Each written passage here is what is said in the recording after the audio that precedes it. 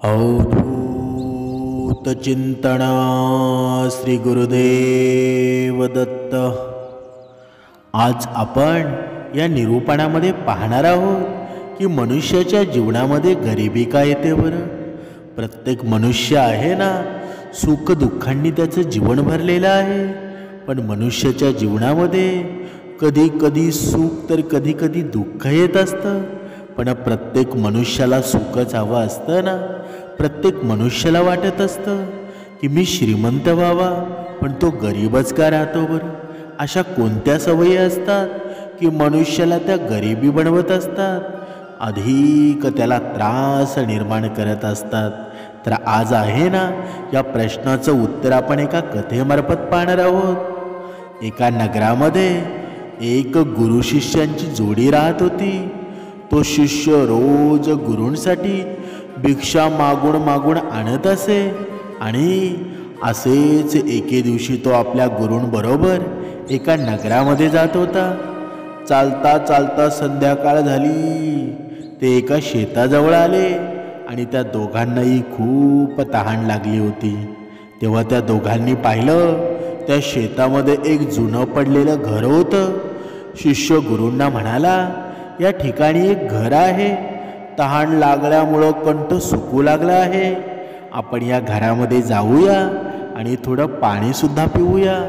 पण चालून चालून खूप थकलो आहोत ना, आणि भूक पण खूप लागलेली आहे, रात्रही होणार आहे, आणि आपण या घरामध्ये जाऊया आणि आज रात्री इथेच मुक्काम करूया, उद्या सकाळी उठून पुढे यात्रेला सुरुवात करूया।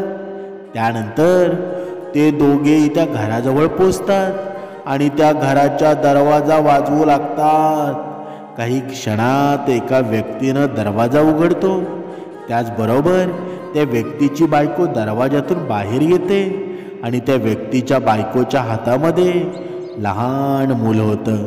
त्या तिघांकडे बघून असं कळत होतं की हे फार निर्धन आहेत, यांच्याकडे काहीच पैसा नसेल। त्या सगळ्यांची खूपच जुने कपडे होते, फाटलेले कपडे होते। घरी अगदी झोपडीवाजा होतं, म्हणजे झोपडीपेक्षाही तुटलेलं होतं। तेव्हा गुरुजी त्या व्यक्तीला विनम्रपणे म्हणाले, आम्हाला पिण्यासाठी पाणी मिळेल का बरं?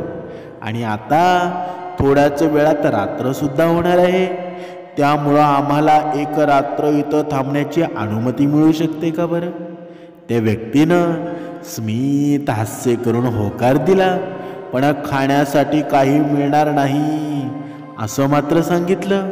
तो व्यक्ती आतून पाणी घेऊन आला आणि त्या दोघांना दिलं। शिष्य आणि त्यांच्या गुरूंनी पाणी ग्रहण केलं। तो व्यक्ती त्यांना म्हणाला, माझा 18 विश्व दारिद्र्य आहे, माझ्या जीवनामध्ये धन संपत्ती नाही, त्याच्यामुळं आहे ना, माझ्याकडे आता सध्या तुम्हाला खाऊ घालण्यासाठी काही नाही। खूप वाईटही वाटत होतं। मग गुरुजी म्हणाले की तुमचं शेत तर खूप मोठं आहे, तुम्ही या शेतामध्ये काहीच पेरलं का नाही बरं? मग तुमचा उदरनिर्वाह कसा होतो? गुरुजींचं बोलणं ऐकून ती व्यक्ती म्हणाली, गुरुजी आमच्याजवळ एक म्हैस आहे, ती खूप दूध देते, तिचं दूध विकूनही आम्ही थोडे पैसे कमवतो, त्याच्यावरच आमचा उदरनिर्वाह होतो।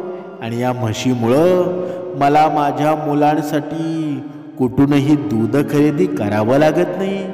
ते दोघेही त्या व्यक्तीच्या घरी थांबतात आणि थोड्या वेळानं देवाचं नामस्मरण करून झोपी जातात।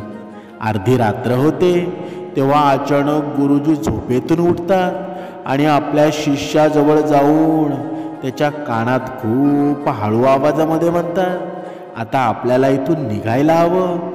दोघे अंगणात आल्यावर गुरुजींनी गोट्यातली म्हैस होती ना, ती आपल्याबरोबर घेतली।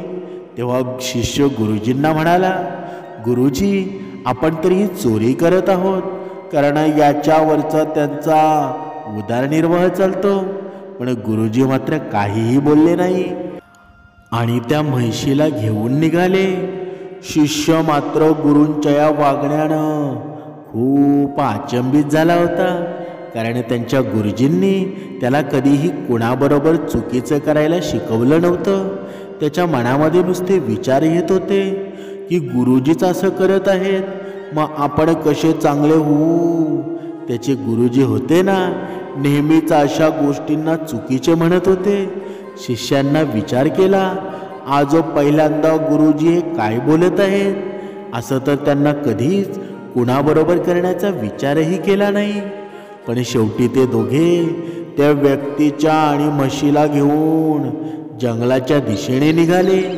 त्यांनी त्या म्हशीला जंगलामध्ये एका अशा ठिकाणी सोडलं जिथून त्या व्यक्तीची म्हैस घरी परत कधीच जाणं कठीण होतं. त्यानंतर ते दोघं त्या जंगलातून बाहेर आले आणि त्या व्यक्तीच्या घरी न जाता ते सरळ आपल्या आश्रमामध्ये निघून जातात. गुरुजी मात्र पहिल्याप्रमाणे राहत होते, जसं त्यांनी कोणाबरोबर काही चुकीचंच केलं नाही. पण शिष्यांच्या मनामध्ये हा प्रश्न विचार निर्माण होत होता, त्याच्या गुरुनं त्या गरीब आणि असह्य व्यक्तीबरोबर चुकीचं का केलं असावं बरं. त्या व्यक्तीचं घर उद्ध्वस्त झालं असेल. असं करत काही वर्ष निघून जातात. एके दिवशी तिथूनच जवळच्या गावातून जात असताना त्याच्या मनामध्ये विचार आला, या व्यक्तीला आपण नक्कीच भेटूया, ज्या व्यक्तीची म्हैस मी आणि माझ्या गुरूंनी जंगलामध्ये सोडून दिली होती. आणि मी त्या गरीब व्यक्तीला थोडं धन देऊन त्याची थोडी आर्थिक मदत करेल, आणि म्हणजे व्यक्तीचं पुढील आयुष्य आहे ना, त्या आनंदात सुद्धा जाईल. या विचारानं त्या शिष्य आणि त्या व्यक्तीच्या शोधामध्ये निघाला. काहीच वेळानंतर तो त्या व्यक्तीच्या घराजवळ पोचतो. पण त्या ठिकाणचं दृश्य पाहून तो खूपच हैराण झाला होता, कारण आता त्या व्यक्तीच्या शेतामध्ये खूप भरपूर झाडे लावलेली होती, त्याच्यावर भरपूर फळंसुद्धा लागलेली होती. आणि त्या व्यक्तीच्या झोपडीच्या जागेवर एक मोठं सुंदर घर बांधलेलं होतं. हे सगळं पाहून त्या शिष्यांच्या मनामध्ये विचार आला की कदाचित म्हैस हरवल्यामुळं त्या व्यक्तीनं आपलं सगळं काही विकून टाकलेलं आहे, इथून तो गेला असेल. आणि असाच विचार करत शिष्य परत जाऊ लागला. तेव्हा त्याची नजर त्याच व्यक्तीवर पडली. शिष्य त्या व्यक्तीजवळ जाऊन म्हणाला, कदाचित तुम्ही मला ओळखलं नाही. कितीतरी वर्षापूर्वी मी तुम्हाला भेटलो होतो. तेव्हा ती व्यक्ती म्हणाली, मी तुम्हाला कसा विसरू शकतो बरं. तुम्ही त्या रात्री न सांगता माझ्या घरून निघून गेला होतात, आणि त्याच रात्री आमची म्हैस आहे ना, ती सुद्धा माहीत नाही कुठे निघून गेली, आणि मी आजपर्यंत आमच्याजवळ परत आली नाही. काही दिवस म्हैस हरवल्यामुळं मी खूपच दुःखी होतो. मला काहीच समजत नव्हतं मी आता काय करू. पण कुटुंबाला जगवण्यासाठी काही ना काही काम करणं गरजेचंच होतं ना, म्हणून मी खूप विचार केला आणि जंगलातून लाकडं तोडून त्यांना विकण्याचं काम सुरू केलं. लाकडांना विकून त्यातून मला जे काही पैसे मिळाले ना, मी त्या पैशांचा उपयोग माझ्या शेतीसाठी केला, आणि शेतामध्ये पीक पाणीसुद्धा चांगलं आलं. त्यानंतर मी माझ्या शेताच्या चारी बाजूला फळांची झाडं लावली. त्या झाडांना पण खूपच चांगल्या प्रकारे फळं येऊ लागली. मी त्या फळांना शहरामध्ये विकून माझ्या सगळ्या घरचा गरजा पूर्ण करू लागलो. मला ज्या पण गरजेच्या वस्तू होत्या ना, त्या मी खरेदी केल्या. आज मी नगरातला सगळ्यात मोठा फळं विकणारा व्यापारी बनलो आहे. हे सगळं म्हैस गेल्यामुळेच झालं ना, कारण म्हैस घरात असल्यामुळं मी दुसरं काही काम करण्याचा विचार केला नाही. पण म्हैस हरवल्यानंतर मी माझ्या कुटुंबाचं पालनपोषण करण्यासाठी दुसरं काम करण्याचा विचार करू लागलो. त्यातून मी पैसे कमावू लागलो. ती व्यक्ती जी कोणी असेल ना, देव त्या व्यक्तीचं भलं करो, ज्यानं माझ्या म्हैशीची चोरी केली. जर त्या व्यक्तीनं माझ्या म्हैशीची चोरी केली नसती ना, तर मी आज पहिल्याचप्रमाणे गरीब राहिलो असतो, असह्य राहिलो असतो. पण बघा, आज मी माझ्या आयुष्यामध्ये खूप आनंदी आहे आणि नगरातला सगळ्यात मोठा व्यापारीसुद्धा आहे. शिष्य त्या व्यक्तीच्या तोंडून हे सगळं ऐकून खूप हैराण झाला आणि विचार करू लागला, मी तर त्या व्यक्तीजवळ त्याची मदत करण्यासाठी आलो होतो. याला तर त्याची म्हैस हरवल्याचं जास्त दुःखही वाटत नाही आणि यानं तर आपल्या कुटुंबाचा उदरनिर्वाह करण्यासाठी सगळ्या प्रकारे प्रयत्न केलेले आहेत. आज ही व्यक्ती या नगराच्या सगळ्यात मोठा व्यापारी बनला आहे. आताच त्याच्या लक्षात आलं की त्याचे गुरु असे का वागले असावेत.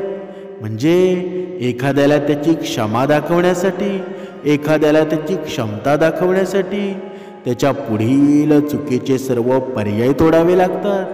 त्याशिवाय तो स्वतःला सिद्ध करू शकत नाही. पण त्या व्यक्तीनं हे काम पहिल्यांदाच का नाही केलं? जर त्या व्यक्तीनं हे काम पहिल्यांदाच केलं असतं ना, तर याला गरिबीला तोंड द्यावं लागलं नसतं. त्यानंतर बराच विचार करून शिष्य त्या व्यक्तीला म्हणाला, तुम्ही हे कार्य पहिल्यांदा करू शकला असता. तेव्हा ती व्यक्ती उत्तर देत म्हणाली, हे कार्य पहिल्यांदा होऊ शकलं असतं, पण त्यावेळी माझ्या कुटुंबाचं पालनपोषण आहे ना, माझ्या म्हशीमुळं न कष्ट करता खूप सहज होत होतं, ज्यामुळं मला कोणत्याही गोष्टीची कधी जाणीवच झाली नाही की मला अजून दुसरं काही करावं लागं. म्हणून मी कधी दुसरं काही करण्याबद्दल विचार केला नाही. मी दुसरं कोणतं कार्यही करू शकत होतो, पण तेव्हा माझी म्हैस हरवली तेव्हा मला ही गोष्ट समजली, मी दुसरं काम पण करू शकतो. मग मी त्याच वेळी हा विचार केला की आजपासून मी माझ्या आयुष्यामध्ये जे काही करेल ना, ते स्वतःच्या मेहनतीवर करेल आणि त्याच दृढ संकल्पामुळं मी या टप्प्यावर आहे. या पूर्ण कथेमधून काय बोध घ्यावा बरं?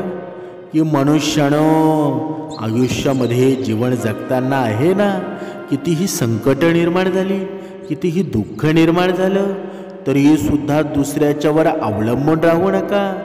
कारण तुम्ही दुसरा कोणावरती जास्त अवलंबून राहिलात ना, तर तुमच्या आयुष्याची कधी प्रगती होऊ शकत नाही. माणसाला स्वतःबद्दल हा आत्मविश्वास असणं फार गरजेचं आहे. त्या आत्मविश्वासाबरोबरच त्याने जर कठोर परिश्रम केले तर सर्व सुख त्याच्या आयुष्यामध्ये येऊ शकतं. पण मनुष्य आहे ना, दुसऱ्यांवर अवलंबून राहतो, पण तसं कधी करू नये. जर मनुष्याने दुसऱ्यांवरती अवलंबित न राहता कठोर परिश्रम केलेत ना, तर तो आपल्या गरिबीपासून मुक्ती मिळवू शकतो.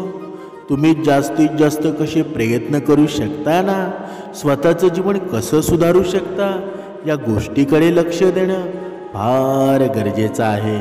कधीकधी आपल्या सर्व गरजा भागत आहेत म्हणून आपण एखाद्या गोष्टीकडे लक्ष देत नाही, पण जेव्हा आपल्याला एखादा मोठा धक्का बसतो तेव्हा आपण त्या गोष्टीकडे काहीतरी नवीन शिकत असतो, पण तेव्हा वेळ निघून गेलेली असते.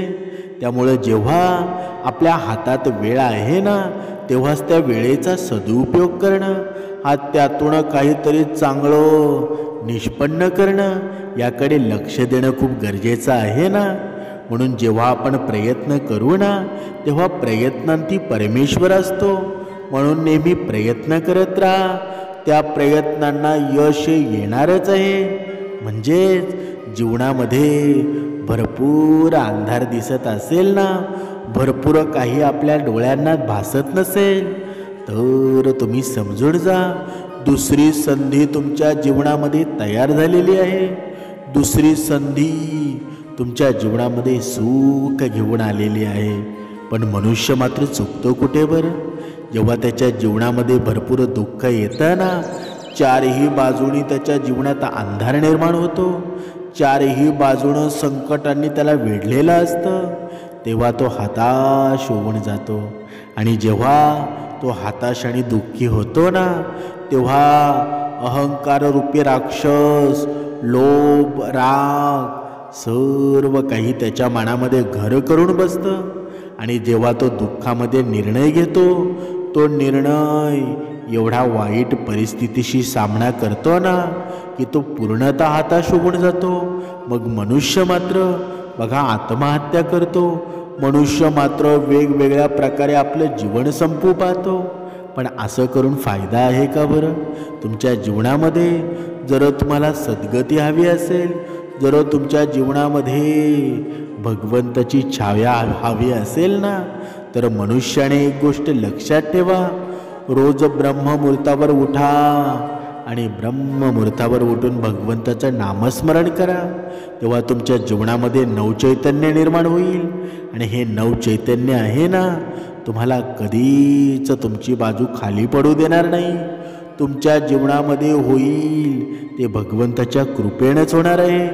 म्हणून ही भगवंतारूपी शक्ती आहे ना, जीवनामध्ये एवढी अनमोल ऊर्जा निर्माण करत असते ना, की तुमच्या जीवनामध्ये कितीही संकट येऊ द्या, कितीही दारिद्र्य येऊ द्या, तरी त्यामधून निघण्याचा मार्ग नेहमीच भगवंताकडे असतो आणि प्रत्येकाच्या जीवनामध्येच असतो. ज्यावेळी तुम्ही पाहू शकता, महाभारतामध्ये जेव्हा अर्जुनाची बघा युद्ध करण्याची वेळ आली होती, तेव्हा अर्जुनाच्या मनामध्ये सुद्धा भरपूर प्रश्नच निर्माण झालेले होते ना, की माझ्या नातेवाईकांशी मी कसं लढू. पण पुढे मागे उभा माझा भगवंतच होता ना. श्रीकृष्ण स्वारींनी सर्व अर्जुनाला समजावलं आणि तेव्हाचा अर्जुन तयार झाला ना. म्हणजे मनुष्याच्या जीवनामध्ये किती जरी संकट जरी आलं ना, तरी अधर्माचं कार्य मनुष्याने करू नये. दुसऱ्यांच्या जीवनामध्ये दुःख करू नये.